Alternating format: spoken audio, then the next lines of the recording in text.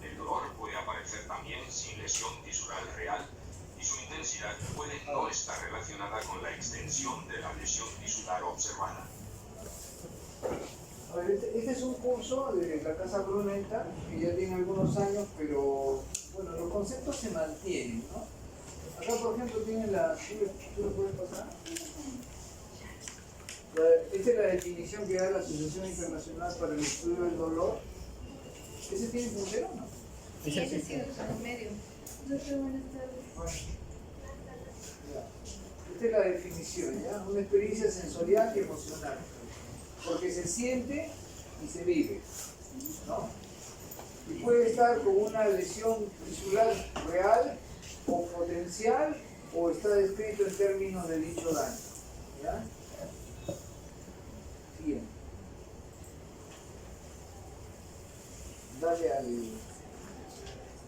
Dale clic ahí. El dolor se puede clasificar según diversos criterios. La clasificación sobre su origen o etiología y duración tiene una relevancia terapéutica importante. Ya, entonces, acá tenemos, según la fisiopatología, como nociceptivo, donde el sustrato neuroanatómico es el activado, ¿no? Hay un nociceptor que detecta la lesión y este, ¿no?, produce todo un proceso, ¿no?, para conducir el dolor, ¿no?, para poder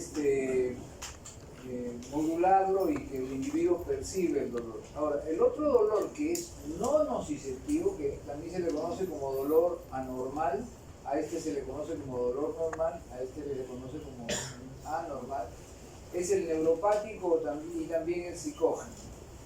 Por la temporalidad decimos agudo o crónico, por la ubicación, por ejemplo, dolor abdominal, dolor en las extremidades, y según la causa como maligno y no maligno, ¿no? En relación a la temporalidad, para los fines de esta asignatura, avance, decimos que aquel dolor que dura 6 semanas o más es ya un dolor crónico. Ustedes van a encontrar otros textos que dicen, no, a partir de los 3 meses, a partir de los 6 meses. Perfecto. Pero para los fines de esta asignatura es 6 semanas. Siguiente.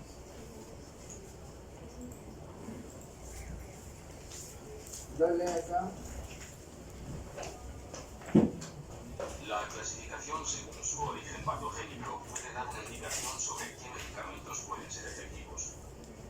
Dolor nociceptivo. El dolor nociceptivo es el prototipo de dolor en el cual la lesión tisular estimula directamente los receptores del dolor. Dependiendo del lugar de origen, se establece una distinción entre dolor somático y dolor visceral. El dolor somático puede ser a su vez superficial, que se origina en la piel o en las mucosas, o bien profundo a nivel de los músculos, los huesos o las articulaciones. El dolor somático profundo tiende a ser opaco o sordo, mientras que el dolor superficial es inicialmente vivo o penetrante y más tarde puede hacerse opaco. El dolor visceral es sordo, difícil de localizar y a menudo se acompaña de reacciones autonómicas irradiando a las zonas correspondientes de la piel, dolor receptivo. El dolor nociceptivo responde bien a los analgésicos convencionales, inhibidores de la síntesis de las prostaglandinas y opioides. Dolor neuropático. El dolor neuropático se produce como consecuencia de lesiones de las fibras nerviosas, sin activación directa de los nociceptores. El dolor proyecta hacia la región inervada por el nervio lesionado, dolor irradiado. El dolor neuropático Se puede subdividir según la lesión esté en un nervio periférico, una raíz nerviosa o en el sistema nervioso central, médula espinal, cerebro. El dolor por desaferenciación, producido por la amputación o arrancamiento de las fibras nerviosas aferentes, induce un dolor neuropático. A menudo, el dolor neuropático se trata con antidepresivos y anticonvulsivantes. También se usan los opioides, pero suelen ser menos eficaces que en el dolor nociceptivo. Estudios recientes han demostrado que también se obtienen buenos resultados con tramadol. Dolor psicógeno. El dolor psicógeno puro es raro y a menudo su incidencia se sobreestima. No obstante, el dolor crónico tiene un componente psicológico importante, lo que produce un dolor de tipo mixto, por ejemplo, el dolor psicosomático. Estos componentes psicógenos son consecuencia de mecanismos psicodinámicos, por ejemplo, conflictos emocionales, y mejoran con terapias cognitivas y conductuales, por ejemplo, condicionamiento operante. Ahí. Bueno, esta clasificación es una clasificación, ¿no? Que nos habla del origen y a la vez nos describe las estructuras de afectación. El dolor neuropático tiene varios ejemplos. Por ejemplo, la polineuropatía diabética nos da un dolor neuropático. La migraña es un dolor neuropático. La neuralgia posherpética es un dolor neuropático. El herpes zóster tiene un inicio y después de un tiempo ya queda como neuralgia posherpética.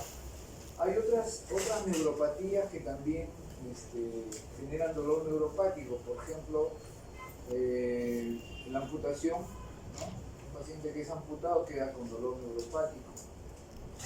El cuadro es indispensable conocerlo, identificar las estructuras de afectación para con eso poder plantear un tratamiento. O sea, el que conoce este proceso puede plantear el tratamiento convenientemente. Si uno no conoce el proceso de dolor, entonces va a tener dificultades. Pase, señorita, por allá, por la fila de allá. Pase por allá. Pase. Buenas noches. Bien.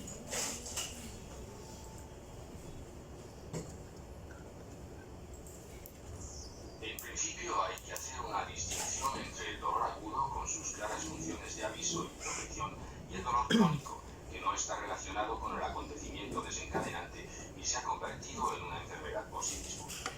El propósito del aviso que caracteriza al dolor agudo es proteger al organismo de las lesiones y mantener la función.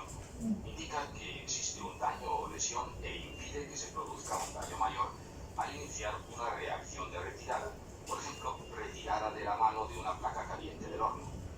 Como preparación para una situación de emergencia, se activa el sistema nervioso simpático y se liberan catecolaminas para alertar al organismo, lucha o huida. Esto es, el organismo se prepara para una reacción defensiva o agresiva. El dolor posoperatorio es una forma de dolor agudo. Su función es impedir la lesión tisular. Sin embargo, pueden surgir problemas secundarios. Por ejemplo, después de una gastrectomía abierta, el dolor con el movimiento hace que la respiración sea superficial, lo que a su vez puede originar atelectasias, aumentando la probabilidad de neumonía. Además, las reacciones de estrés relacionadas con el dolor, activación simpática y respuesta hormonal, pueden prolongar la convalecencia. En vista de su clara función de aviso y su duración limitada, el dolor desaparece con la curación. Los pacientes habitualmente aceptan y en cierta medida toleran el dolor agudo. Si el dolor agudo no se trata adecuadamente, puede hacerse crónico. Ese concepto, ténganlo presente. Si el dolor agudo no lo tratan adecuadamente, puede convertirse en crónico. Hay estadísticas que dicen que aproximadamente un 15 a 20% de pacientes que tienen dolor agudo y que permanece se pueden convertir en dolor crónico. Ejemplos: el amputado, ejemplo, la mastectomía, ejemplo, la toracotomía, ejemplo, las cirugías de pelvis, sobre todo en mujeres, las histerectomías, ¿no? Siguiente.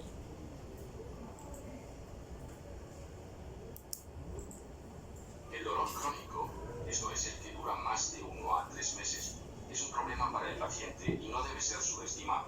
Representa un reto terapéutico especial para el médico. Si el dolor crónico no se trata adecuadamente, El paciente está expuesto a un periodo prolongado de sufrimiento y en muchos casos a complicaciones adicionales. A menudo, los pacientes permanecen cada vez más inactivos, lo que conduce al aislamiento social y puede conducir a depresión. Se resiente considerablemente su autoestima y se puede producir un abuso de analgésicos. El dolor crónico agota al paciente física, psicológica y socialmente. El éxito terapéutico solo se puede alcanzar con planteamientos multimodales, tratamiento farmacológico, fisioterapia, tratamiento psicológico y procedimientos para superar el dolor y la disfunción. Ya. El dolor crónico es una situación donde, como bien se ha mencionado ahí, el dolor ya se convierte en la misma enfermedad, ¿no? El paciente que ha tenido herpes, por ejemplo, le duele la zona, no hay ningún estímulo dañino, y, por ejemplo, se toca y le duele, ¿no? Hace un estímulo no doloroso y le duele. Eso se llama alodinia, ¿no? Sentir dolor frente a un estímulo no doloroso. Tiene hiperestesia o puede tener hipoestesias o incluso anestesia luego de haber desarrollado el herpes zóster. Lo cierto es que es real esto, ¿no? El paciente que tiene dolor crónico puede tener un agotamiento físico, psicológico y social, ¿no? Si el dolor es intenso, llega un momento en que el paciente puede tener un menoscabo de su vida de relación, ¿no? Le va mal en el trabajo, le va mal en la familia, los amigos se alejan, en fin, ¿no? Entonces, lo importante es ser proactivo para tratar el dolor, porque como bien ha dicho esto, un dolor agudo se puede convertir en dolor crónico. Lo cierto es que normalmente cuando hay un dolor agudo ocasionado por un daño, cuando el daño va a la curación, el dolor también desaparece, ¿no? Pero el dolor crónico es una situación donde ya el daño dejó de estar presente, no se evidencia un daño como una llama o algo que corte o algo que me esté haciendo daño, ¿no? Pero el dolor crónico permanece ya básicamente por una disfunción del sistema nervioso, ¿no? Ya sea nervioso periférico o nervioso central, y esa disfunción hace que esas neuronas sensitivas descarguen espontáneamente, como si fuera un cable pelado que te enciende y te apaga la luz de una habitación, ¿no? Así están descargando. Motivo por el cual, ¿no? En el dolor neuropático, que es el dolor crónico, ¿no? Ustedes han escuchado que estos cuadros de dolor se tratan con antidepresivos, también con anticonvulsivantes o también conocidos como estabilizadores de membrana. Siguiente.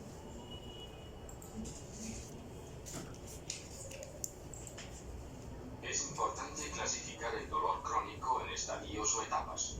Incluimos el sistema de puntuación de cronicidad del dolor de Mainz, según Hagen, que tiene en cuenta los aspectos temporales, la localización, el tratamiento farmacológico y la utilización de los sistemas sanitarios. El pronóstico y el tratamiento del dolor se basan en la siguiente clasificación. Etapa 1. El tratamiento del dolor es necesario para evitar más cronificación. Etapa 2. Está indicado el tratamiento multimodal del dolor, por ejemplo, farmacológico, psicológico y psicosocial. Etapa 3. Se necesitan procedimientos individuales en clínicas de dolor especializadas para aliviar el dolor. El pronóstico de la evolución del dolor es desfavorable. Siguiente, hay un siguiente.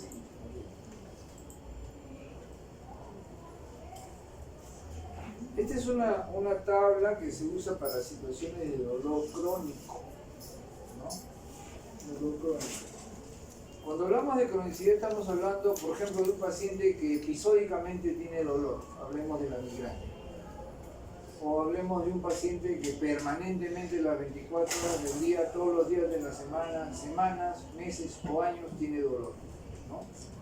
También hay que ver el comportamiento del dolor, ¿no? Hay gente que acá está sin dolor, luego alcanza una meseta dolorosa y vive en esa meseta dolorosa. Hay otros que tienen meseta dolorosa y hacen crisis de dolor, ¿no? Entonces uno tiene que ver esto. Ahora, esta tabla es importante porque nos permite tener una puntuación, ¿no? De la cronicidad del dolor. Entonces uno sabe, según esa puntuación, qué paciente ya requiere pues acudir a una clínica de dolor. Siguiente. ¿Ya? Aquí está el tratamiento, por ejemplo, farmacológico, ¿no? ¿Cómo se usa? Siguiente.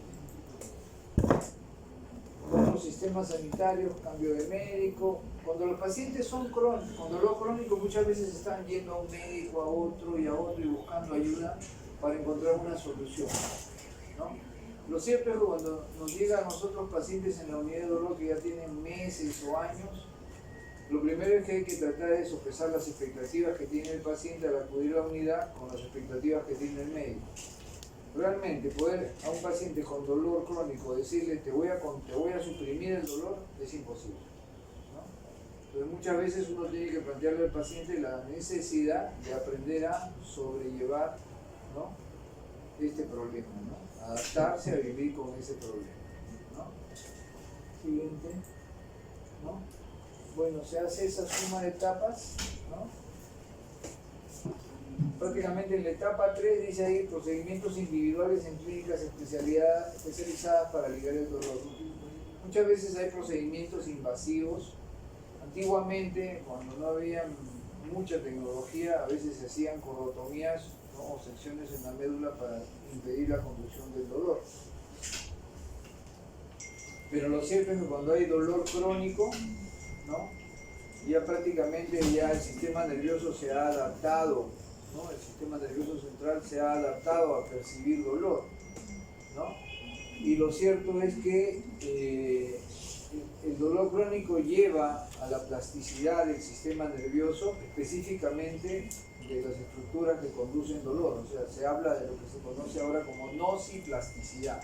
Antes se decía neuroplasticidad, ahora se dice nociplasticidad. No se duerma, señor. Siguiente.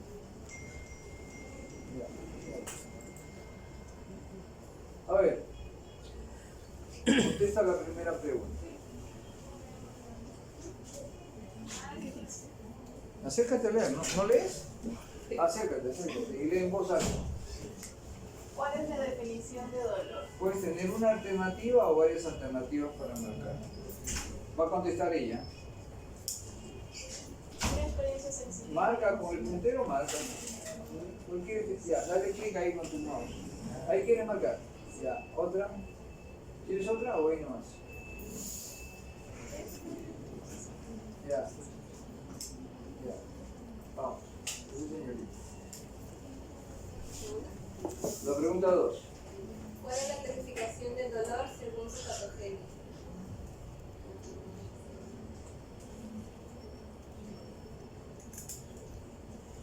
Ahí. Nacidos originales. Márcale ahí, ¿no?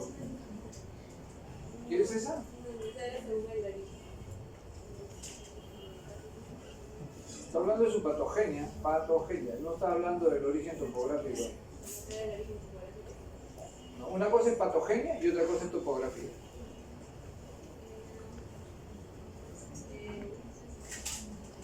No está en el techo la respuesta.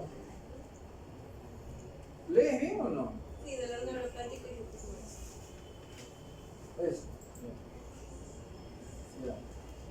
Dale acá al caballero que está durmiendo. Acércate, ¿eh? Acércate. Sí, acércate, no. Yo quiero que te levantes pues, para que no te duermas. Ya si te duermes parado es otra cosa. Y el dolor agudo, Lee las alternativas. tiene una función de aviso productora y clara. No se puede ¿De localizar. verdad o es falso? Sí, es verdad. ¿Lo marcas o no lo marcas? Oye, te estoy preguntando en la primera, ¿es falso o verdadero? He dicho que hay o una o varias alternativas, entonces analiza cada alternativa. Tiene una función de aviso y protector claro, no sirve porque a veces dolor difuso. ¿Qué cosa es un dolor difuso? Ahí te están hablando del dolor agudo, no te están hablando del dolor difuso. Y yo la verdad después me vas a buscar en un texto qué cosa es dolor difuso. No se puede localizar claramente. Contéstame, la primera alternativa que te dan es falsa o verdadera. Falso. Falsa, ya. Sí. No se puede localizar claramente. Falsa, verdadera. Falso, ya. Siguiente. Activa el sistema nervioso simpático conduciendo a la liberación de catecolaminas. Falso, verdadero. Para mí sí, verdadero. Para ti es verdadero. Entonces, lo marca la señorita. Sharon, ¿lo marcas? Ya, la última. Y no se correlaciona con la intensidad, con... No se correlaciona en intensidad con el estímulo desencadenante. ¿Falso o verdadero? Es falso. Falso, ya. Siguiente. Ya. A ver. ¿Tú quieres contarlo? Dale. Pasa de tiempo. Primera pregunta, segunda pregunta, tercera pregunta, cuarta pregunta. Ya. Ven para acá para que no te soplen, ¿ya?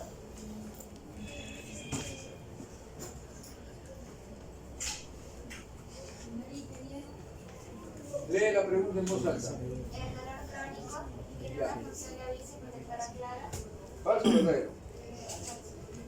Falso, dice.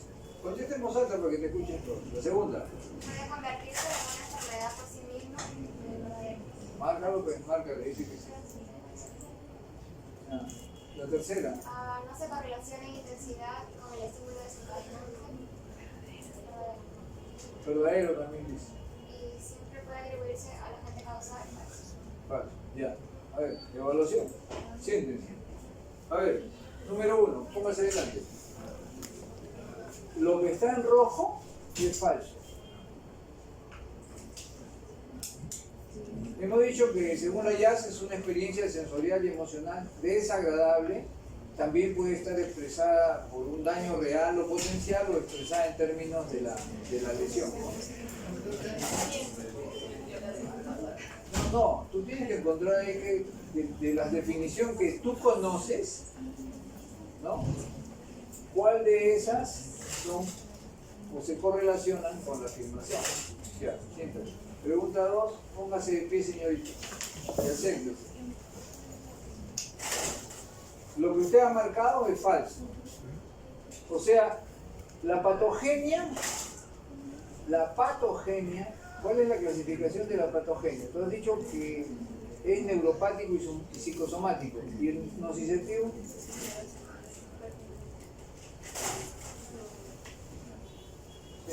Caballero, usted que es el tercero.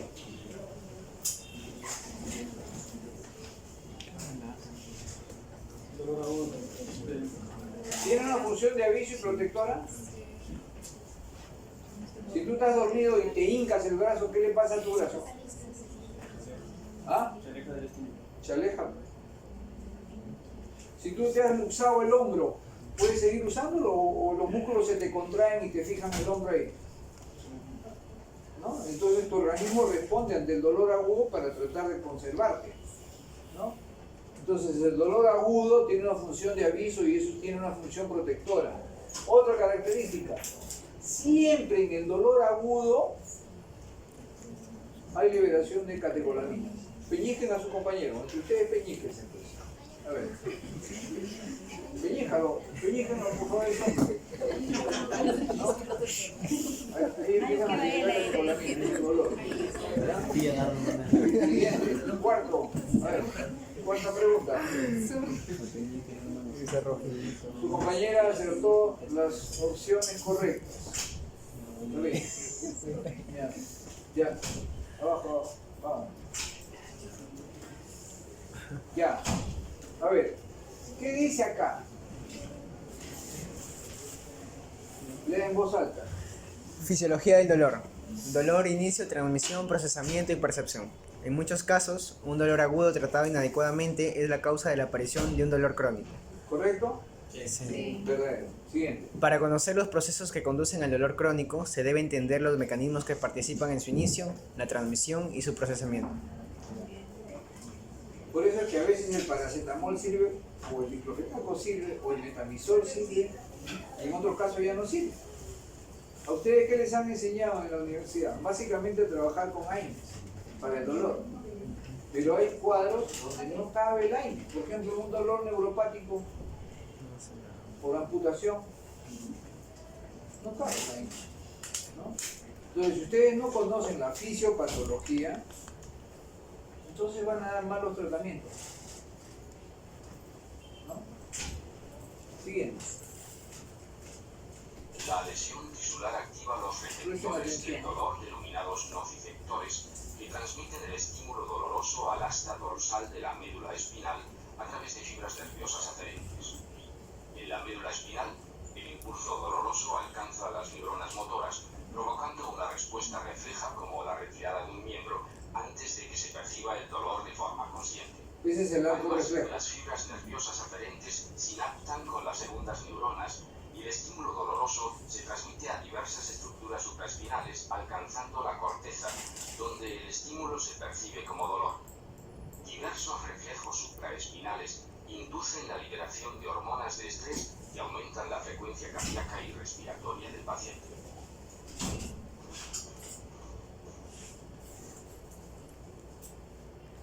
Entonces, en el dolor agudo hay La lesión Lo tisular refleja activa los neuromotor. receptores del dolor denominados Ya lo nociceptores, metieron. que Ahora, transmiten para el ahí. estímulo doloroso al asta dorsal de la médula Ahí, espinal. ahí está el otro. Bueno, eso ya saben ustedes. Entonces, eso que están viendo, la primera imagen donde uno pisa un clavo y luego lo jala, no es porque el cerebro le haya dicho a la pierna, oye, retira, pues es un reflejo. Es ahí, prácticamente, dale la otra flecha, la otra flecha, ahí está, dale. A través de fibras nerviosas aferentes. En la médula espinal, el impulso doloroso alcanza las neuronas Para ahí. motoras, provocando Ya. Entonces, entra en este nivel, este se llama segmento. Los procesos que vienen de arriba se llaman suprasegmentarios. Entonces, el arco reflejo se da en un segmento. Inmediatamente ustedes ven que esta neurona del dolor entra en el asta posterior. Hay una rama, una sinapta con una segunda neurona de la vía del dolor, la que asciende, pero hay otra sinapsis que la hace con una motoneurona, y esa motoneurona es la que va a retirar el pie de la zona donde está el clavo, ¿no? Bueno, entonces acá la motoneurona, como dice ahí, es la última neurona en la vía eferente que conduce el estímulo a los músculos. La motoneurona es la última neurona de la vía eferente, ¿no? El cuerpo celular, que es la célula ganglionar de la motoneurona, se encuentra en el asta anterior de la médula espinal o el cerebro y discurre directamente hacia las placas motoras terminales, ¿no? En las fibras musculares. Sí. Entonces abajo. Ya. Entonces no responde. la lesión tisular activa los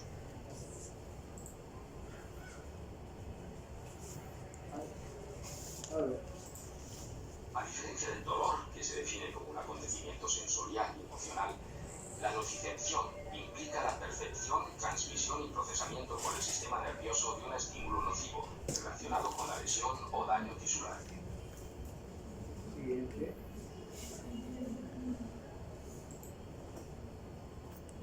Los nociceptores. Los nociceptores son terminaciones nerviosas libres que se pueden excitar por estímulos nocivos, lesivos. Los nociceptores expresan receptores y canales iónicos específicos que se pueden activar por diversos mediadores y estímulos. La mayoría de los nociceptores son polimodales, esto es, se activan por varios tipos diferentes de estímulos. Otros receptores del dolor son unimodales porque solo responden a un determinado tipo de estímulos. Bueno, entonces ahí tenemos. Regresa arriba. Regresa arriba.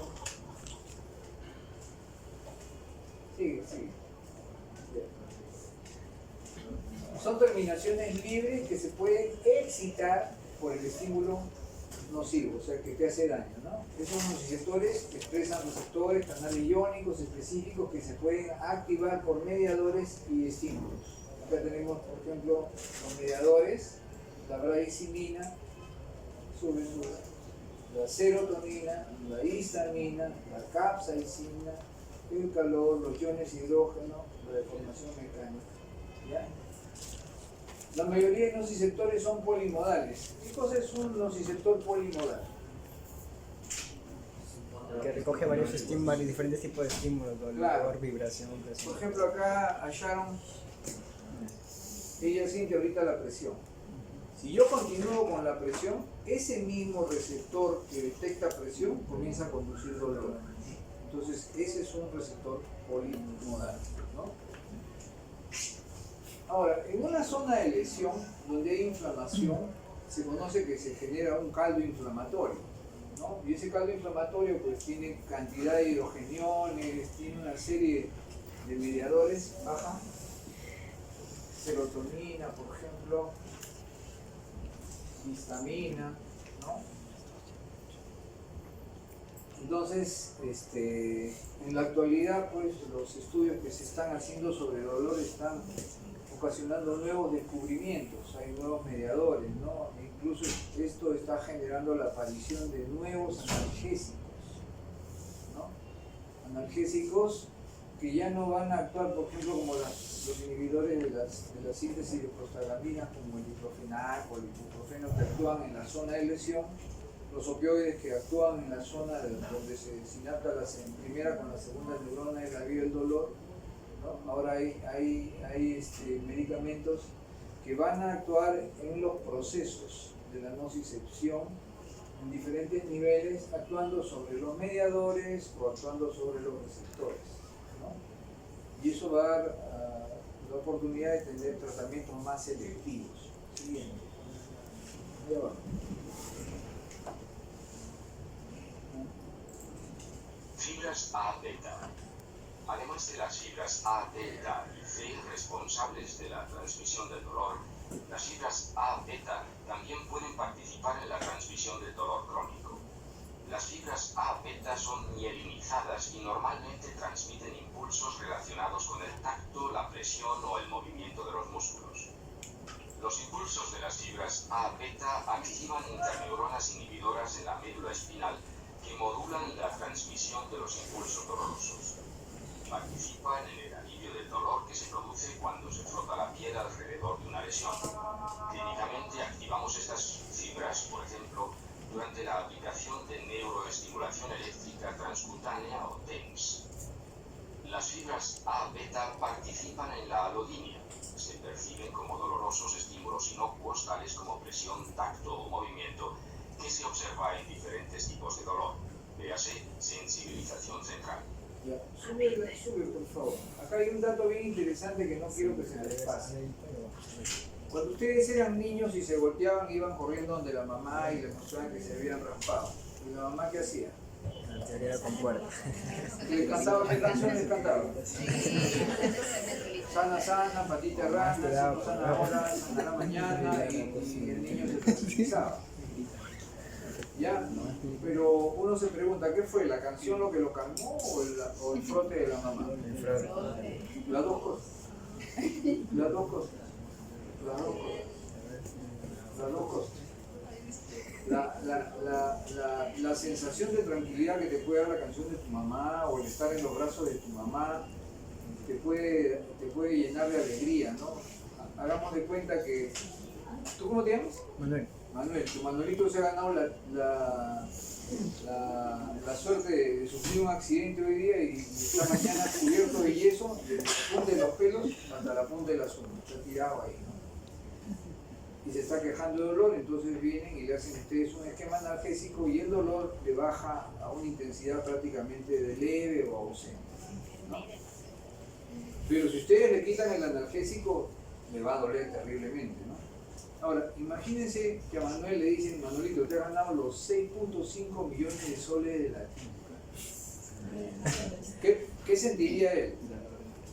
¿Liberaría endorfinas? Las endorfinas son alegrías de la felicidad, son hormonas de la felicidad que tenemos.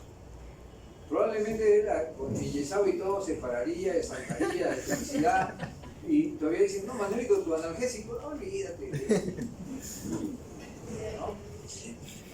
Pero distinto sería pues que la misma escena cubierto de yeso y vienen y le dicen, Manuelito, te han robado tu Lamborghini y tu casa se ha quemado, tu mansión. Y así él esté con dosis plenas de analgésico, le va a doler. Le va a doler. Entonces se dan cuenta lo importante que es el manejo del esfera emocional en el paciente, ¿no? Siempre es bueno pues que uno se acerque, cómo está, ¿no? Y conocer el nombre del paciente, llamarlo por su nombre, cómo amaneció hoy, ¿no? Darle a entender el interés que uno tiene por el paciente, ¿no? Pero si lo tratan con indiferencia y lo conocen como el paciente de la habitación 4, de la 5, de la vesícula, del apéndice, no van a conseguir una buena relación médico-paciente.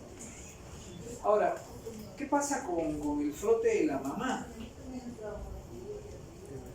¿Por qué ese frote calma? Aquí hay un dato bien interesante. Sube un poquito. Hemos dicho que las A beta son mielinizadas y normalmente transmiten impulsos de tacto, presión o movimiento del músculo, ¿no? Pero miren esto, las fibras A beta también activan interneuronas inhibidoras de la médula espinal que modulan la transmisión de los impulsos dolorosos.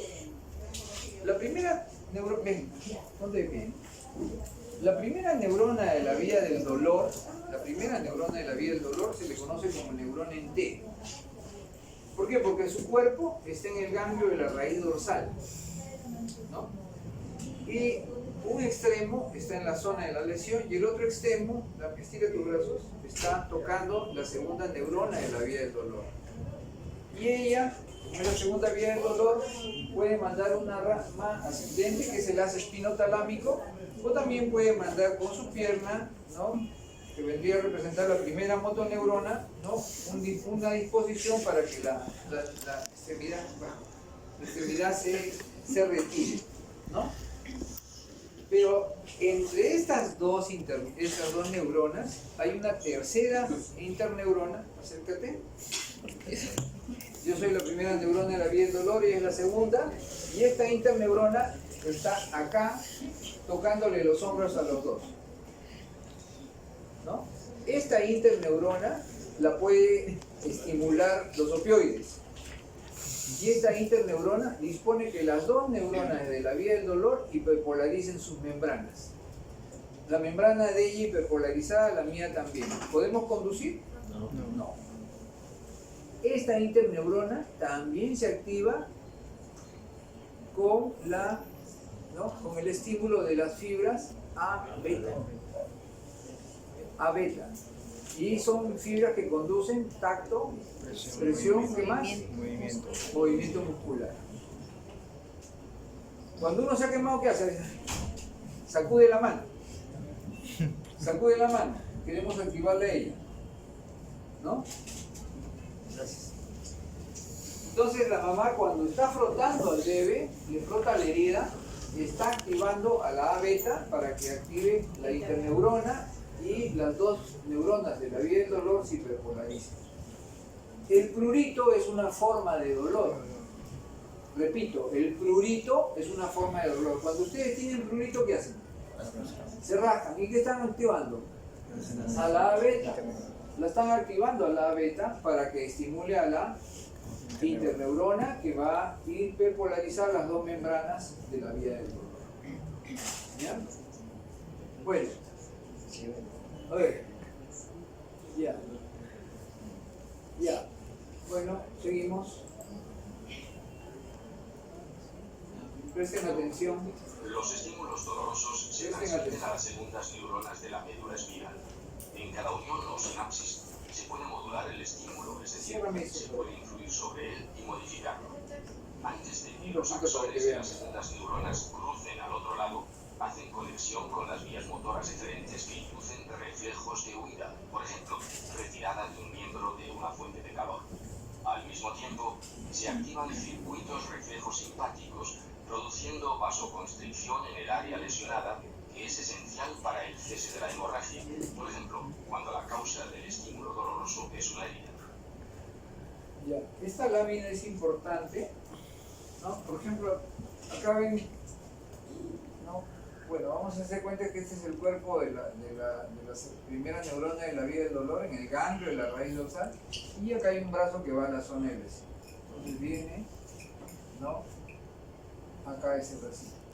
Supongamos que acá hay una fuente de lesión, una llama. Esa llama hace el primer proceso, esa energía de la llama hace el primer proceso de convertirse en energía de activación, ¿no? Para que ese nociceptor se active. A ese proceso de energía del daño a convertirse en energía de activación del nociceptor se le conoce como transducción. Luego viene el proceso de conducción, que es todo esto, pero aquí en el nivel segmentario, como en el nivel suprasegmentario, se da el proceso que se llama de modulación del dolor. La modulación del dolor concluye en dos cosas: o el dolor se amplifica o el dolor se atenúa. Y ya cuando llega a estas etapas se va produciendo la percepción del dolor. Incluso ustedes en neurología, cuando quieren evaluar a un paciente comatoso y quieren ver si hay o no hay lesión, le pellizcan la tetilla. ¿Y qué están evaluando? Todo ese recorrido. Si el paciente abre los ojos y le dice, oye, ¿qué me estás haciendo? Entonces uno puede decir, ¿hay lesión o no hay lesión? No hay. Bueno, entonces, una vez que la primera neurona llega al asta posterior, sinapta con una segunda neurona, ¿no? Que emite haces ascendentes, que son los haces espinotalámicos, y hay acá también, ¿no?, una comunicación con esta motoneurona para activar reflejamente a un grupo muscular con la finalidad de retirarse de la zona de lesión. Por otro lado, una vez que se percibe el proceso, acá en la zona suprasegmentaria, también se activa una vía eferente, esta vía eferente, ¿no?, que va a generar manifestaciones neurohumorales, ¿no?, frente a ese dolor que es estrés. Por otro lado, esta vía eferente, ¿no?, tiene una vía que se conoce como vía inhibitoria del dolor. Esta vía inhibitoria del dolor se genera a nivel de la sustancia gris periacueductal, y una vez que ocurre el dolor, esa vía se activa. Y esa vía tiene como neurotransmisores a la serotonina y noradrenalina. Esos neurotransmisores llegan acá y conectan con, ¿no?, estas neuronas y esta zona de la primera y segunda neurona de la vía del dolor, y activan a la interneurona. Activan a la interneurona para tratar de hiperpolarizar las dos membranas de la vía del dolor, ¿no? Por eso se le dice que es un sistema inhibitorio del dolor. Siguiente.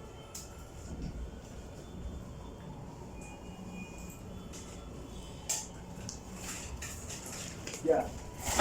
Acá tenemos transmisores o neurotransmisores excitatorios importantes. La sustancia P es el más conocido. También hay el péptido relacionado con el gen de la calcitonina, la neurocinina A y el glutamato. ¿Ya? Estos son neurotransmisores excitatorios de la vía del dolor. Repito, de la vía del dolor, ¿no? Siguiente, ¿no? A nivel de la conducción del dolor en la médula espinal, tenemos que el estímulo doloroso induce también la liberación de los neurotransmisores excitatorios. Entonces acá viene el dolor por una fibra C, y los neurotransmisores excitatorios del dolor se liberan al espacio intersináptico por la primera y segunda neurona de la vía del dolor. ¿No? Entonces tenemos la liberación de sustancia P y tenemos liberación de glutamato. Este es un ejemplo. Siguiente. ¿No? A nivel postsináptico, los neurotransmisores se van a unir con los receptores, ¿no?, y esto va a desencadenar que el dolor se conduzca. Siguiente. Dale. Inhibición de la transmisión del dolor por agonistas monoaminérgicos. Cuando el estímulo doloroso alcanza ciertos núcleos del encéfalo, activan mecanismos inhibidores que modulan el estímulo del dolor en la médula espinal a través de vías descendentes. Los principales transmisores son la noradrenalina y la serotonina. Ya, esa es la vía inhibitoria del dolor que les dije que se origina en la sustancia gris periacueductal, desciende y llega al segmento donde se está produciendo, ¿no?, la activación del dolor. Y el objetivo es alcanzar la interneurona para que la interneurona haga su trabajo e inhiba, o mejor dicho, hiperpolarice las dos membranas de las dos neuronas de la vía del dolor. Siguiente.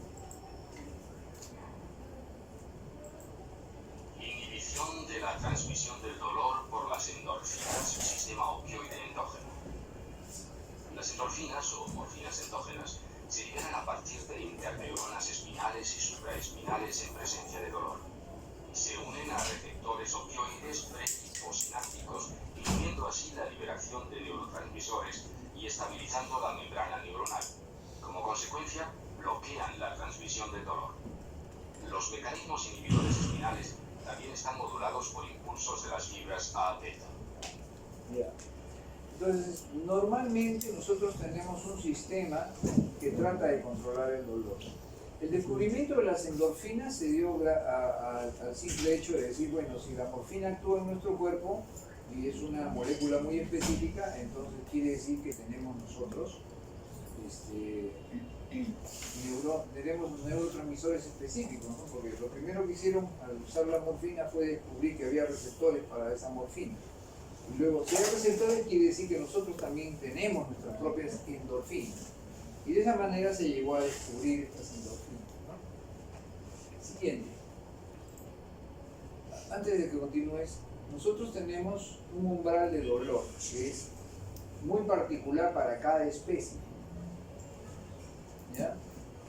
Pero hay personas que pueden, por determinado entrenamiento, subir su umbral del dolor.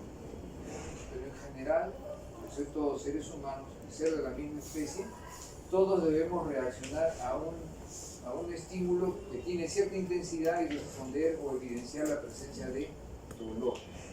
Hay aparatitos que se llaman algómetros, que son unos aparatos que presionan una superficie y en función a cuánto de presión ejercen, en ese momento activan el dolor, ¿no? Entonces yo puedo ponerle el ergómetro a todos en la misma zona y en teoría yo debo reproducir el dolor en todos con un determinado valor de presión. ¿Ya? Todos deben responder así. Ya. A ver, acá tenemos, por ejemplo, neurotransmisores excitatorios e inhibitorios. Excitatorios, el glutamato, la sustancia P, la neurocitinina, el péptido relacionado al gen de la calcitonina, que son neuropéptidos, ¿no? De tipo aminoácido, el glutamato. Ya, inhibitorios, el GABA, ¿no? Inhibitorios, neuropéptido, las endorfinas, ¿no? Todas estas son las llamadas encefalinas, ¿no? Y también del tipo monoaminas, inhibitorias, serotonina y noradrenalina, ¿no? Siguiente. Dale. El estímulo doloroso alcanza diversas estructuras supraespinales: formación reticular, bulbo raquídeo, tálamo, hipotálamo, hipófisis, sistema límbico, corteza cerebral, que participan en el procesamiento del dolor a través de fibras aferentes en la vía de Gowers. No existe un centro del dolor específico en el cerebro. Ya, ahí no, un ratito. Cada uno de estos niveles donde el estímulo doloroso ha llegado genera una respuesta muy particular. ¿Ya? Una estructura muy importante es el tálamo. A veces hay eventos tipo accidentes cerebrovasculares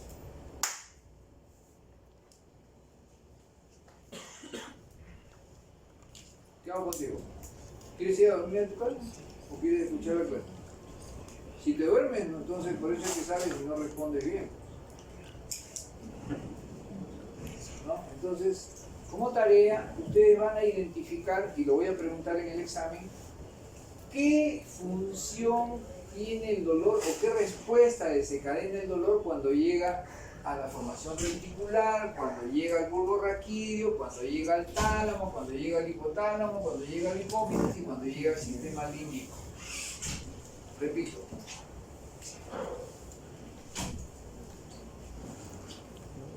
Camila, ¿ya tienes celular todavía? Sí, pero no puedo usar. No, está bien, pero ¿has escuchado lo que he dicho? Sí, sí. ¿Qué cosa? Felizmente que me están grabando.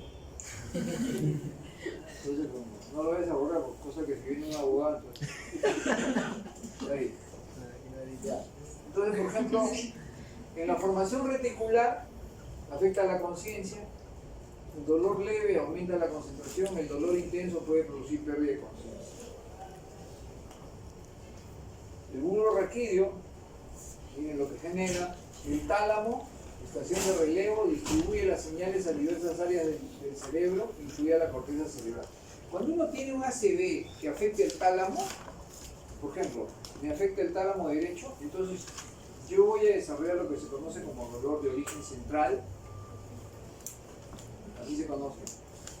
Y el paciente afectado del tálamo derecho desarrolla dolor en todo el hemicuerpo contralateral. Y es un dolor neuropático. ¿Ya? Entonces revisan el tema de dolor de origen central. El hipotálamo y el hipófisis me van a dar respuestas endocrinas, hormonales. El sistema límbico regula el umbral del dolor y las reacciones emocionales. Y la corteza cerebral, ¿no?, me da lo que se conoce como ya la percepción del dolor, ¿no? Yo tomo conciencia de cuánto duele, dónde duele, cómo duele, a qué hora me duele, qué me calma y qué lo empeora. Señorita, ¿estamos viendo también? Quiero generarle un poquito de dolor leve con su nota, le puedo bajar un punto, sería un dolor leve y eso aumentaría su concentración. Hay que aprenderlo. Después están reclamando, doctor, ¿por qué salió jalado? ¿Por qué no? Así que no se duerma. Ya, seguimos. Ya, a ver. Venga, verdad. A ver, nuestro amigo que también se duerme. Venga para adelante.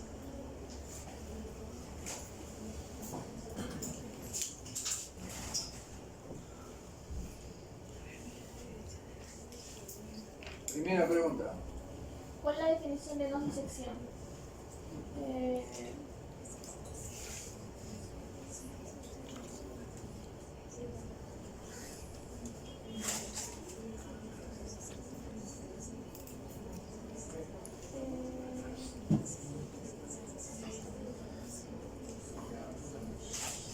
Cállense, por favor. O alguien en voz baja. Disección, traducción y crecimiento. Eso es lo que tú vas a hacer. ¿Para ti es eso?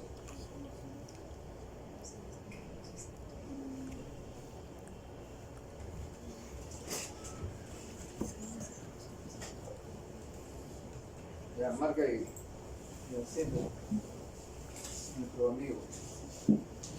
Pues los receptores están presentes en las paredes de los vasos y en la víscera hueca y están presentes en grandes cantidades en la piel y músculo superior.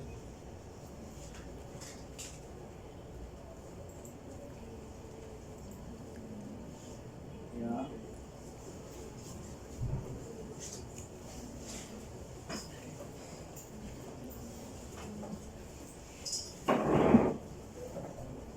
En México dice que salen con balotario en voz alta a dar examen, en Argentina también, así debería ser. Con la presencia de sus padres. Ya. Los transmisores tienen un efecto excitador. Estos conducen a la transmisión del estímulo doloroso.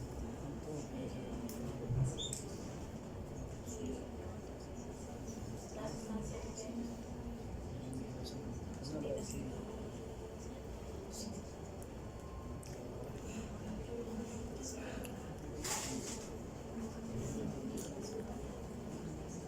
Nada más. El glutamato también. Nada más. Ya, siéntate. Ah, siguiente. Ya. Usted, acérquese.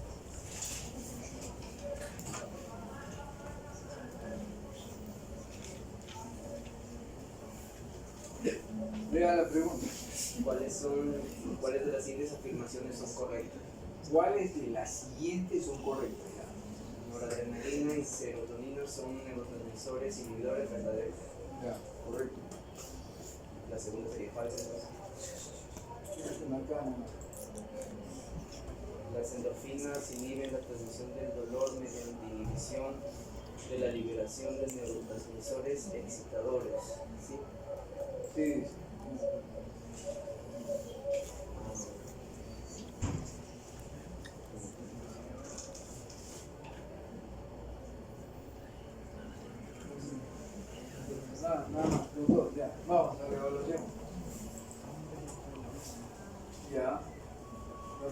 pregunta está correcta. La segunda te faltó. Las fibras de los nociceptores se conducen por fibras A delta y fibras C. A ver, este también es correcto. Vamos al último. El último también te faltó. ¿Ya? Siguiente. Una de las principales tareas del tratamiento del dolor es impedir que el dolor agudo se convierta en crónico. Si el dolor ya es crónico, se deben conocer los mecanismos fisiopatológicos causantes del dolor crónico para tomar las medidas terapéuticas necesarias. Los aspectos principales que aparentemente participan en la aparición de dolor crónico son la sensibilización periférica y la sensibilización central. Pon ahí sensibilización. ¿Qué implica sensibilización? Ya. La sensibilización es un proceso que ocurre en la parte periférica, ¿no? Hablemos de la neurona que conduce el dolor, y en la parte central ya hablemos de la médula y del sistema nervioso central en toda su magnitud. Esta sensibilización es como si se fuera creando un nuevo órgano del sentido. Normalmente ustedes, ¿cuántos órganos del sentido tienen? 5. 5, a ver, ¿quién dijo 5? A ver, ¿cuáles son? Tacto, la piel, No, yo he hecho sentidos, contacto, ¿Cuántos sentidos tienes? El tacto, tacto, gusto, oído, visión y olfato. olfato, 5. Bueno.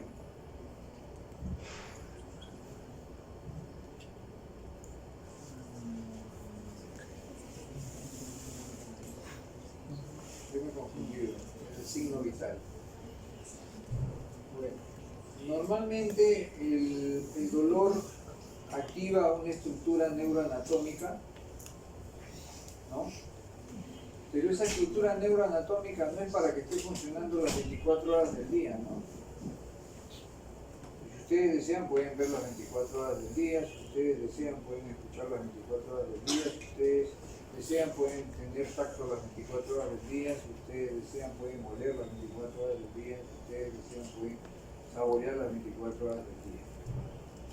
El tema es que el dolor activa una estructura neuroanatómica, una fisiología o fisiopatología que debe ser episódica. El dolor agudo debe ser episódico, ¿no? Tengo una lesión, desaparece la lesión, desaparece el dolor. Pero cuando ese dolor se va perpetuando, entonces se produce lo que se llama como nociplasticidad, ¿no? Y el dolor se va neuropatizando.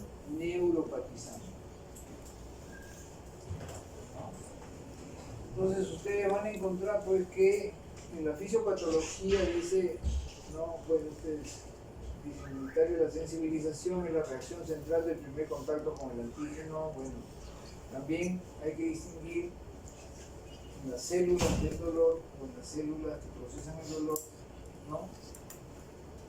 El término de sensibilización significa el desarrollo de una mayor respuesta a un estímulo ante un contacto repetido. O sea, el sistema nervioso se va adaptando con la finalidad de tratar de perpetuar el dolor, tratar de que esté perpetuado, ¿no? La sensibilización periférica describe la intensificación de la reacción al estímulo donde surge el dolor, mientras que la sensibilización central conlleva mecanismos espinales y supraespinales de intensificación del estímulo. O sea, en una zona donde ha habido un daño, se producen pues mecanismos que van adaptando al nociceptor a captar más el dolor, se generan más neurotransmisores, se generan más receptores y se va sensibilizando a nivel periférico. Y a nivel central se producen también esos cambios, ¿no? Sean espinales o supraespinales, con la finalidad de que el dolor se vaya perpetuando, se vaya intensificando. ¿Sí? Darle una flechita abajo, porque no hay nada. Entonces, Ya. Creo que ya acabamos. Bien, ahí venimos. Entonces, la sensibilización periférica. ¿Vale? Si se producen cambios fisiopatológicos en un órgano, por ejemplo durante la inflamación, el umbral del estímulo se reduce y pueden activarse nociceptores no estimulados, activación de nociceptores silentes. Como consecuencia, estímulos no dolorosos pueden activar estos nociceptores. Además, puede aparecer actividad neuronal espontánea en ausencia de un estímulo doloroso. La sensibilización es inducida por mediadores inflamatorios que se liberan en presencia de lesión tisular y se produce inflamación neurógena. Ya. A ver, repite. Ese es lo que estamos hablando, ¿no? Este es lo que estaba ampliado. Ponen ampliado. El cambio inflamatorio que se produce en la zona de lesión, como dicen, puede empezar a activar nociceptores que no se habían activado, ¿no? Y esos nociceptores que se activan se suman a los ya activados y se produce la hipersensibilización, ¿no? Donde el paciente comienza a percibir más el dolor, ¿no? Por otro lado, ¿no? También hay mediadores inflamatorios que están permaneciendo, a eso le llamamos el cambio inflamatorio, ¿no?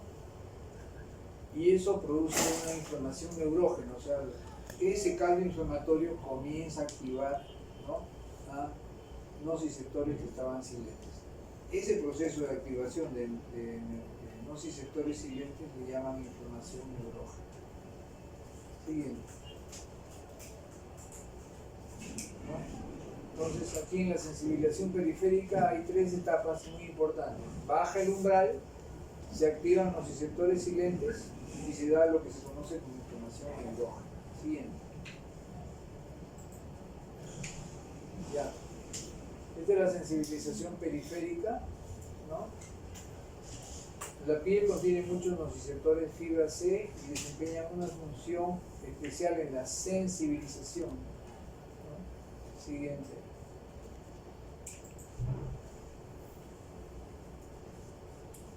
Aquí está el clavo, ¿no? Las fibras nerviosas responden a la lesión tisular produciendo potenciales de acción. Siguiente.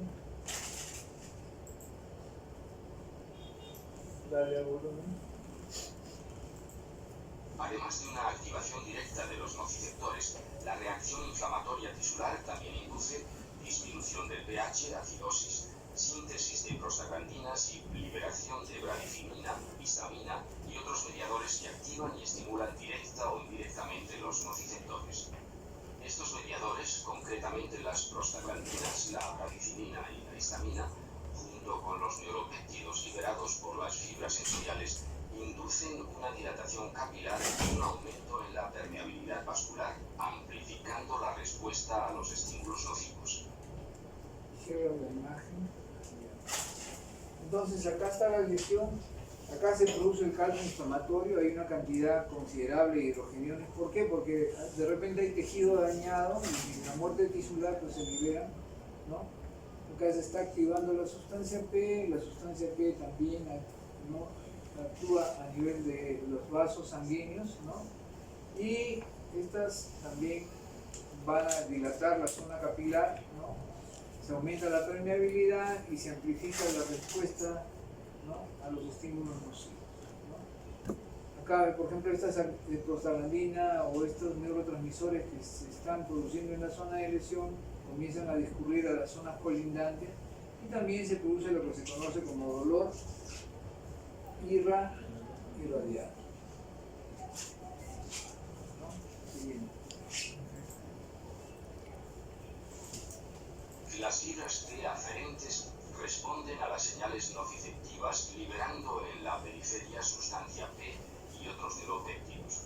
La sustancia P y el CGRP, péptido relacionado con el gen de la calcitonina, son vasodilatadoras potentes. La sustancia P también aumenta la permeabilidad capilar, estimula las células de la inmunidad e induce la degranulación de los mastocitos.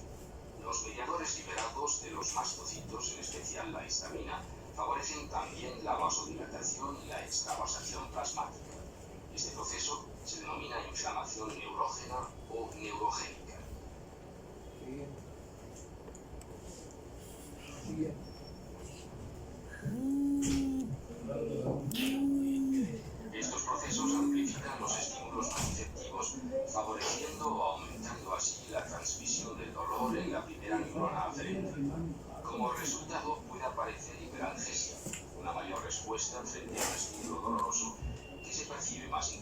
caliente, y alodinia, un estímulo que normalmente no es doloroso como la presión, se percibe como dolor.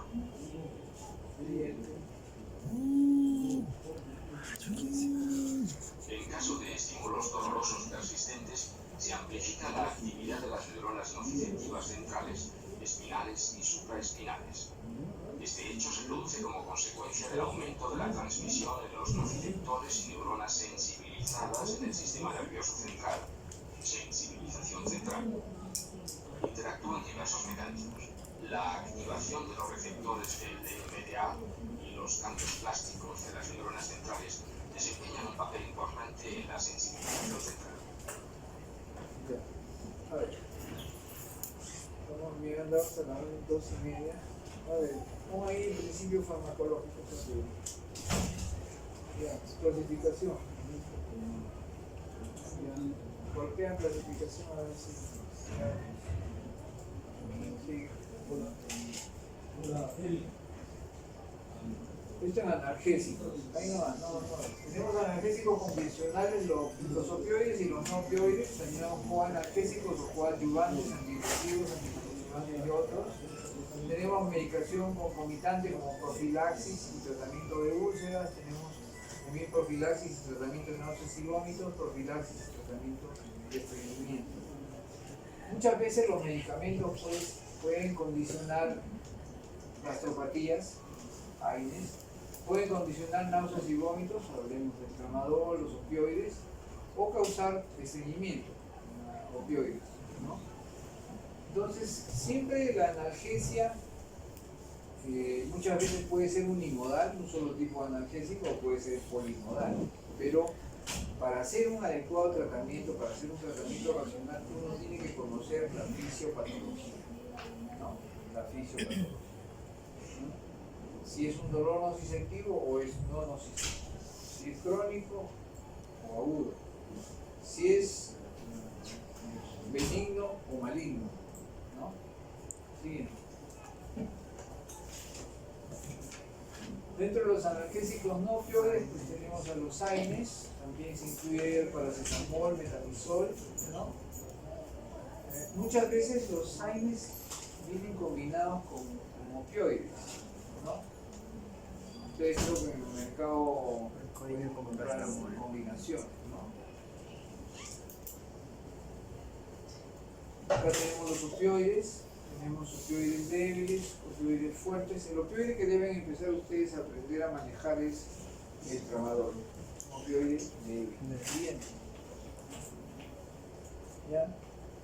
Los analgésicos que inhiben la síntesis de prostaglandinas en la zona de la lesión son los AINES, pero también hay analgésicos que pueden inhibir las prostaglandinas a nivel central como el paracetamol y el metamizol, ¿no? Dentro del grupo de AINES ustedes saben que los AINES son analgésicos, antipiréticos y antiinflamatorios, pero también tienen otras propiedades, por ejemplo la aspirina es antiagregante, ¿no? Bueno, en fin, todo eso hay que conocerlo, ¿no? Se pueden combinar algunos inhibidores de la síntesis de prostaglandinas. Yo no puedo combinar, por ejemplo, diclofenaco con ibuprofeno, pero yo sí puedo combinar, por ejemplo, diclofenaco con metamizol, diclofenaco con paracetamol, ¿no? Pero dos antiinflamatorios, naproxeno con ibuprofeno no van, ¿no?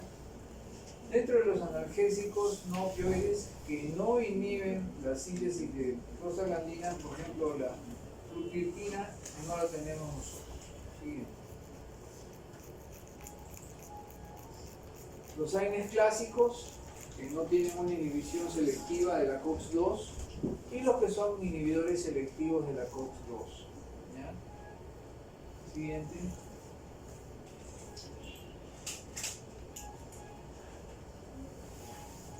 Dale a ver el volumen. En caso de lesión o inflamación, la enzima fosfolipasa A2 libera ácido araquidónico a partir de los fosfolípidos de la membrana celular.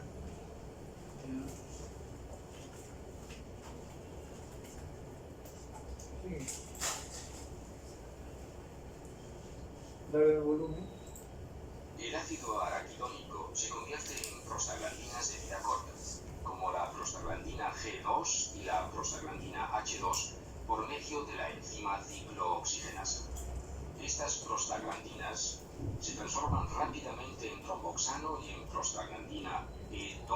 prostaglandina I2. Las prostaglandinas son mediadores potentes con múltiples funciones biológicas. Algunas prostaglandinas, en concreto la prostaglandina E2, desempeñan un papel importante en el proceso inflamatorio. Son proinflamatorias. Participan en la aparición del dolor, en la sensibilización y en las reacciones inflamatorias. También producen fiebre. El tropoxano A2 induce a reacción plaquetaria y participa en la coagulación de la sangre. ¿Se dan cuenta toda la acción que tienen las prostaglandinas? Sí.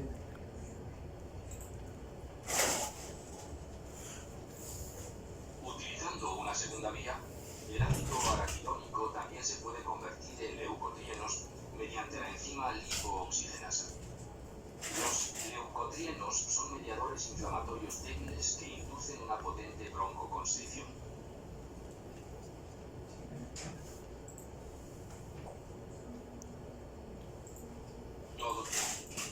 Todos los AINES inhiben las enzimas ciclooxigenasa, ya sea permanentemente, como el ácido acetilsalicílico, o de forma reversible, y como consecuencia bloquean la síntesis de prostaglandinas.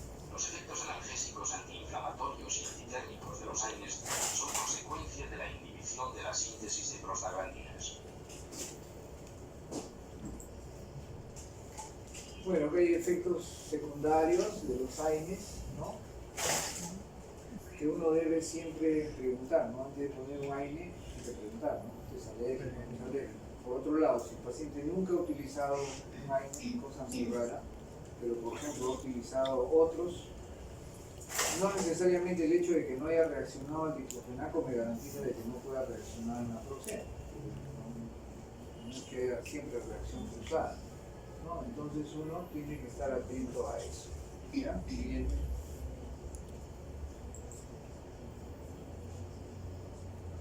Todo lo que se afecta con el uso de AINES. ¿Ya? Siguiente. Sí. Dale volumen ahí. La razón por la que dosis comparables de algunos AINES parecen tolerarse mejor que otras no se puede explicar únicamente por la inhibición de las ciclooxigenasas. Se han caracterizado dosis o formas diferentes de la ciclooxigenasa. La ciclooxigenasa 1, COX-1, y la ciclooxigenasa 2, COX-2. Una tercera ciclooxigenasa está siendo caracterizada. COX-1. Los niveles de COX-1 son prácticamente constantes en la mayoría de los tejidos. Están expresados constitutivamente y esta enzima es fundamentalmente responsable de la síntesis de prostaglandinas con funciones protectoras fisiológicas. Enzima responsable de tareas domésticas. La COX-1 es abundante en los trombocitos, las células endoteliales, el estómago y los riñones. COX-2. En condiciones fisiológicas, la COX-2 solo está presente en determinados tejidos, por ejemplo, próstata, testículos, pulmones, sistema nervioso central.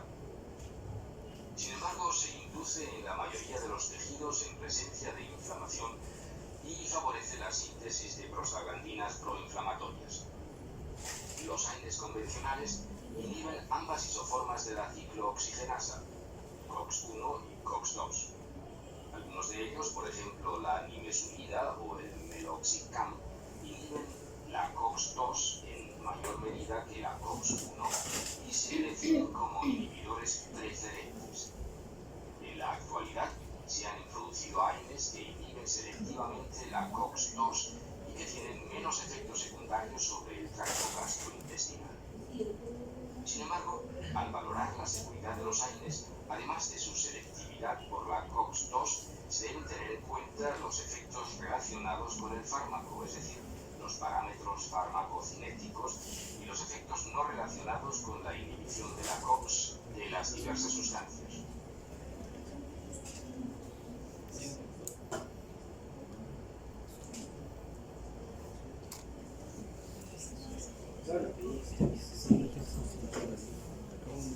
Ya, estas son afectaciones de la nivel renal, sigue.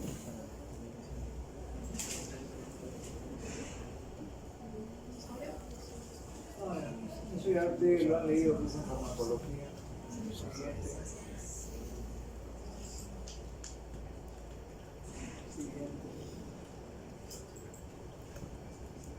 Siguiente. Siguiente. Las interacciones, ¿no?, que también se presentan, por ejemplo, si un paciente está tomando warfarina, si yo le agrego, por ejemplo, un antiinflamatorio, voy a prolongar más el efecto anticoagulante, ¿no? Entonces hay interacciones que hay que tener siempre en cuenta, ¿no? El paciente que está consumiendo usted, ¿no? Ahora, es peligrosa la combinación del corticoide con un AINE, ¿no? Aumenta el riesgo de sangrado digestivo. Siguiente. Bueno, ejemplos. Todos esos están en el mercado. Siguiente. También están en el mercado. El Lornoxicam no lo tenemos, pero el Piroxicam y el Meloxicam sí. Siguiente. Los COP2 selectivos, pero ustedes los van a ver. Siguiente. Siguiente. Bueno. Ciérrame esa imagen acá. Next.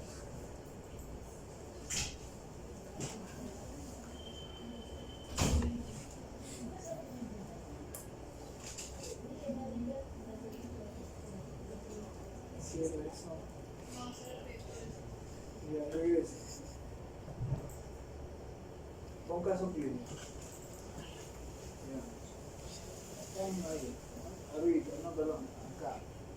Ahí, dale. Vamos a chequear un caso clínico.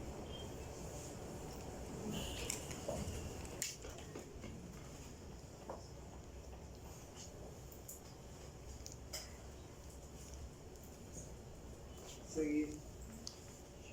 Ya. Arriba tenemos cefalea, dolor oncológico, lumbalgia, cefalea, dolor oncológico, dolor agudo, lumbalgia, dolor neuropático, dolor musculoesquelético, dolor agudo. Vamos a ir a lumbalgia 1.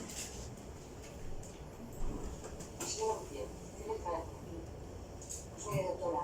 Hace 2 años me operaron 2 veces en las manos.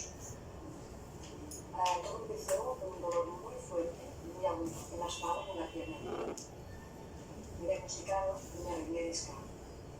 Y el día siguiente me operaron.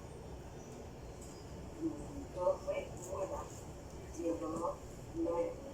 Fue incluso menos soportable que antes de la operación. Esto quiere decir que después de operar, si no tuviera mucho dolor, pues ¿qué hizo? Bueno, lo único que gané después de la operación fue un poco de movilidad y sensibilidad en la piel. Pero después me empezaron una clínica de rehabilitación y al empezar mi ejercicio volví otra vez a tener poca sensibilidad en la pierna, mucho dolor en la pierna y mucho dolor de espalda.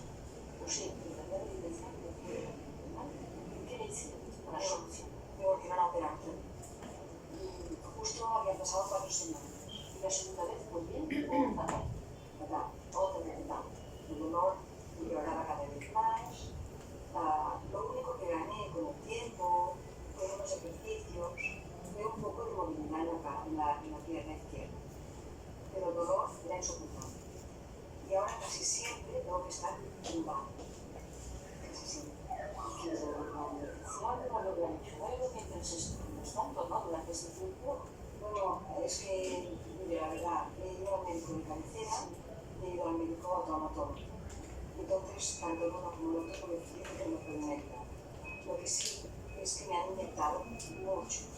Me han puesto unas inyecciones que me mejoran el dolor, a veces unas horas, a veces un día. No va bien, ¿eh? La cosa de dolor no va bien. Mire, ahora vamos a centrarnos en el dolor, ¿eh?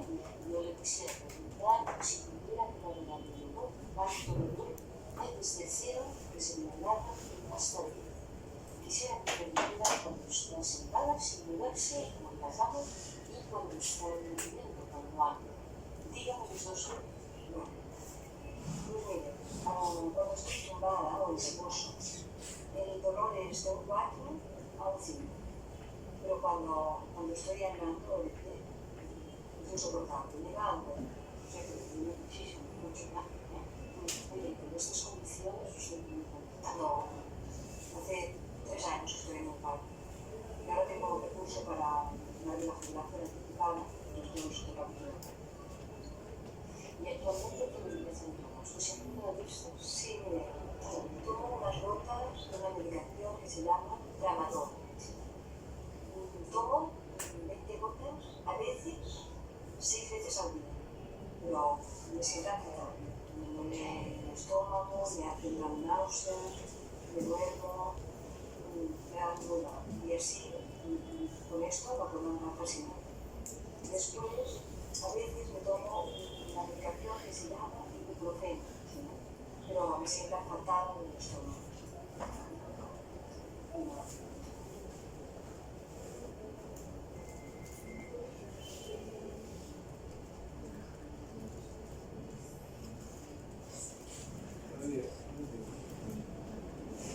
Entonces el diagnóstico se conoce como síndrome post-laminectomía o post-disectomía, ¿no? Y el último TAC se hizo unos 6 meses no mostrando indicación para una nueva intervención. El neurocirujano opera la columna cuando la extremidad, pues, o sea, bueno, cuando uno tiene el ACE positivo, cuando es un dolor lumbar tipo radicular y cuando el nervio está apretado y te trae trastornos sensitivos motores, ¿no? O sea, ella tenía trastornos sensitivos y motores y decidieron operar. Lo cierto es que muchas veces el neurocirujano opera la imagen, y no necesariamente la imagen es la causante del dolor. Acá podemos hacerle una tomografía a todos y de repente encontramos a muchos de ustedes con hernias y no les duele, ¿no? Y no les duele, ¿no? Entonces ella describe que estando en reposo del 0 a 10 tiene 4, ¿no? El dolor en el esfuerzo, al caminar, hacer cosas, le da 9.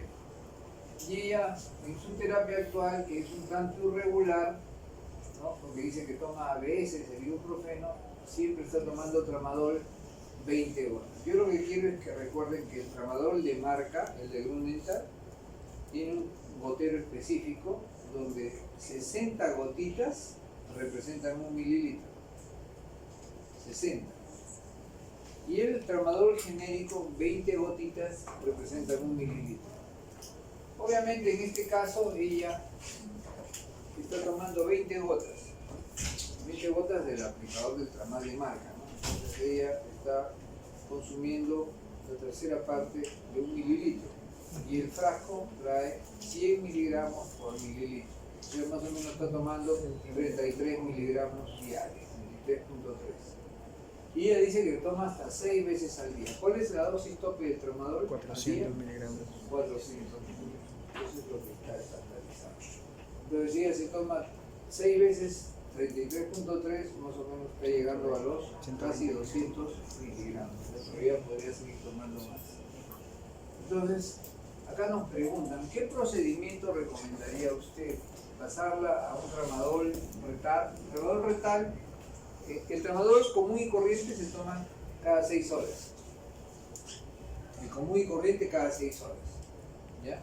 Pero uno puede programarlo cada 8. En viejitos a veces, hay viejitos que toman una sola vez al día tramadol y gozo tan tranquilos. Bueno, ahí uno me podría decir, puede ser un efecto placebo, podría ser un efecto placebo. Pero también hay que ver cómo está el comportamiento farmacocinético de los medicamentos en el organismo del viejito. De repente tiene trastornos renales, de repente tiene trastornos hepáticos que prolongan la vida media del medicamento. El tramadol retal es una presentación que permite la liberación de la droga, ¿no? Cada 12 horas. Viene con doble cubierta, una primera cubierta se libera rápido y la segunda cubierta se va liberando muy lentamente la droga y permite que el medicamento tenga una vida media que me cubra 12 horas de medicación, ¿no? Entonces, acá se imaginan una persona tomando 6 veces al día, no es tan cómodo, ¿no? Mientras que tomar 2 veces al día es más cómodo. Muchas veces se logra la fidelización del paciente al tratamiento, logrando que el tratamiento sea práctico, simple, cómodo, ¿no? Eso de estar tomando 6 veces al día probablemente implique pues que la señora en la noche tenga que despertarse para tomar su gota. Muchas veces los pacientes que tienen ese tipo de prescripciones hace que el paciente abandone el tratamiento porque se aburre, ¿no? Bueno, acá nos dicen, ¿qué hacemos? Le damos tramadol 2 veces al día, tramadol retal 2 veces al día, en pauta fija, quiere decir 8 de la mañana, 8 de la noche, 7 de la mañana, 7 de la noche, más un inhibidor COX selectivo. Esa es una opción. Otra opción es pasarlo a morfina, retar 2 veces al día a pauta fija y también con rofecoxib, o volverlo a mandar al ataque. ¿Cuál es lo más adecuado, lo más práctico?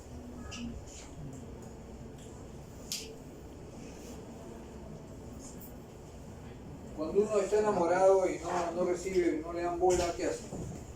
Uno saca la pistola, pues, ¿me vas a querer, sí o no? Entonces manda más flores, manda más chicle, más caramelo, va más al cine, ¿no? No hace algo tan radical, primero trata de agotar lo simple. De repente ya pues, cuando quiere agotar uno más cosas, pues ya comienza a mandar joyas, ¿no? De oro, un Lamborghini, una mansión, una regalada, para conseguir el amor soñado, ¿no? Bueno, ¿cuál sería la opción ahí? A ver, márcala. La primera. Un tramadol retar viene en presentaciones de 50, 100 miligramos. ¿Ya? Entonces, no nos dicen ahí cuánto sería. Pero bueno, la señora todavía no llega a los 200 miligramos. Vamos a ver. A ver, dale.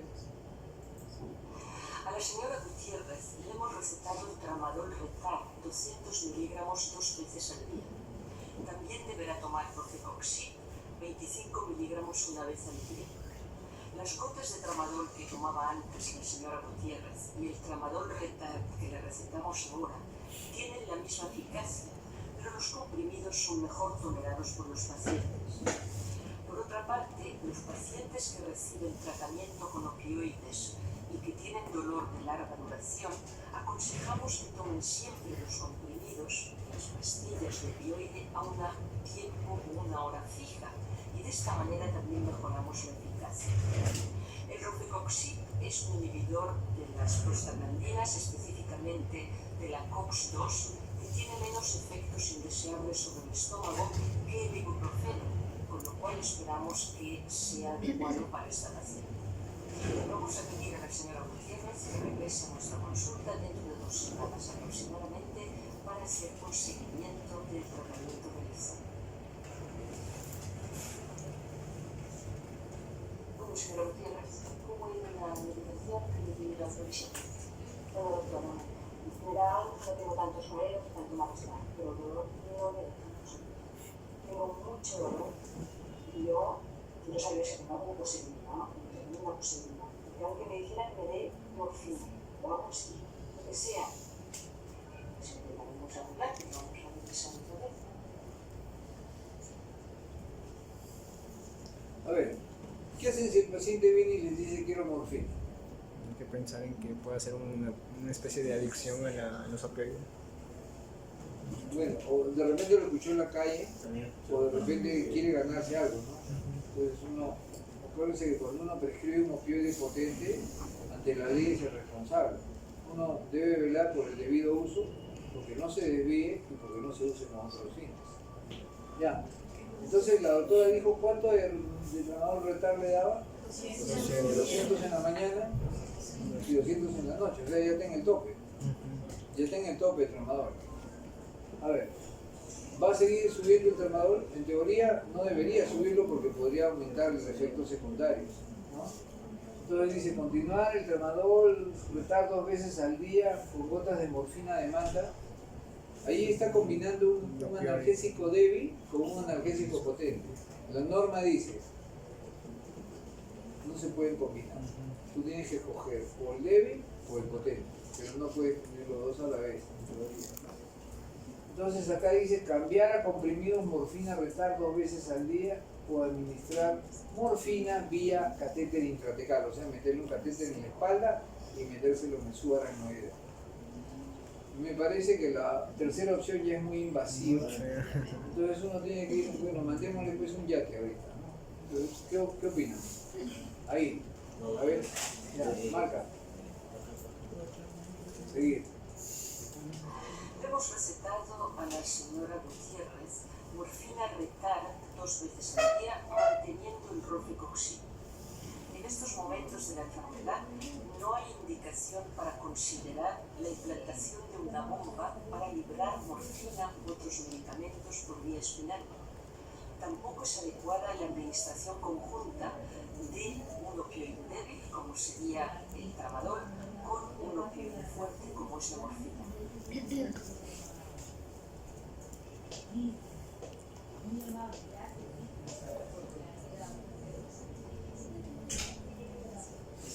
Ya, entonces, en opioides siempre hay que buscar la equipotencia. La equipotencia. O sea, ¿cuál es la equivalencia del tramadol con la morfina? Saquen su celular. Todos La morfina 100 veces más potente que el tramadol. busquen ahí equipotencia, ponen así, equipotencia del tramadol con la morfina. Manuel, busca pues. Es que Ah, está bien. Equipotencia.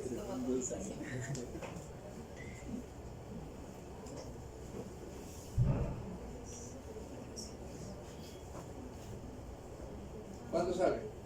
400 ¿Y el tramadol a cuánto equivale de morfina? a 80 miligramos. 80. Ya. Entonces, sería.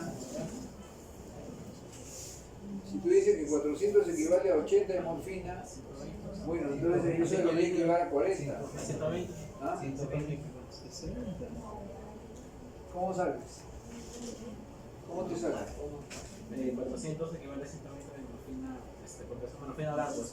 Ya, pero acá es 200. Ya, entonces sí sería 2 veces al día 400.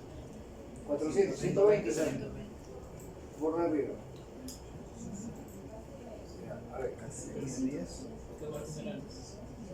No lo abre. No lo abre. Cuando no corresponde, no lo abre. Entonces, vamos a 60. Hemos recetado a la señora Gutiérrez 60 miligramos de morfina retar al día. Al La día, mitad de la correspondencia entre los 400 miligramos de tramadol que tomaba y la morfina sería de 80 miligramos.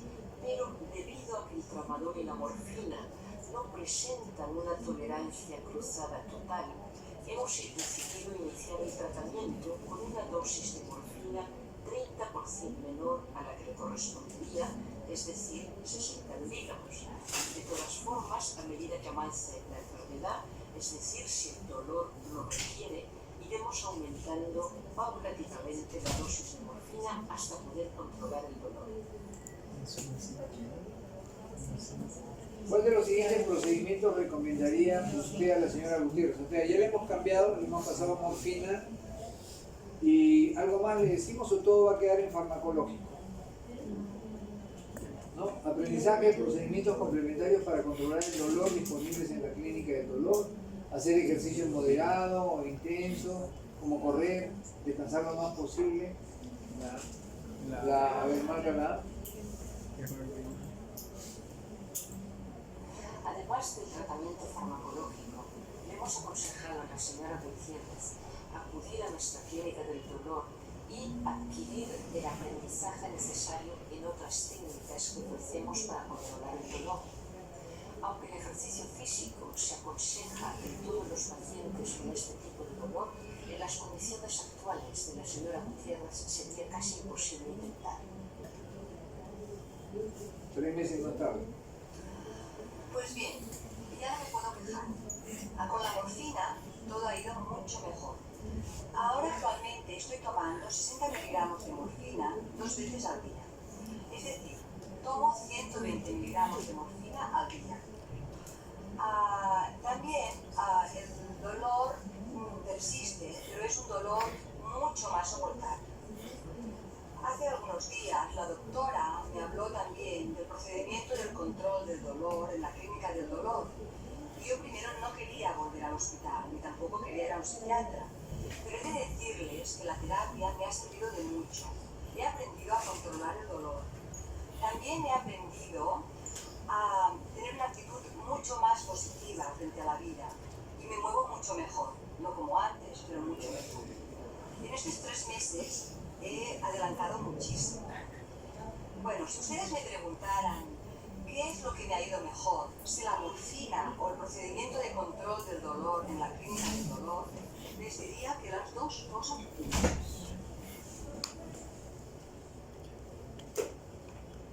Bueno, ya tenemos que entregar el aula. Si ustedes quieren el curso, ¿quieren el curso? El curso, o sea, Sí.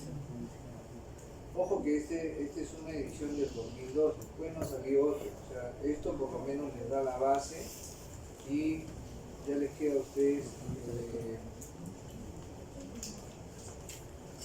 la inquietud de seguir revisando el tema. ¿Ya? Entonces, me tendrían ustedes que alcanzar una memoria limpia, virgen, porque una vez me pasaron una memoria y